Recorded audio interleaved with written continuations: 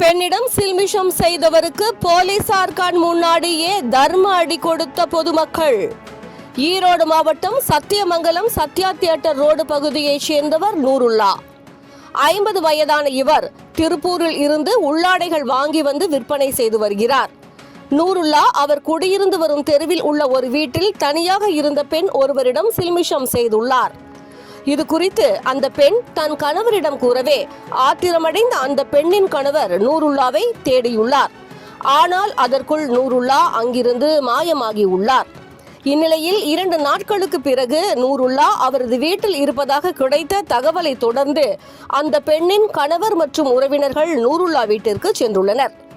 பெண்ணின் உறவினர்கள் வருவதை அறிந்த நூருல்லா அங்கிருந்து தப்பி அருகில் இருந்த மற்றொரு வீட்டில் புகுந்துள்ளார்.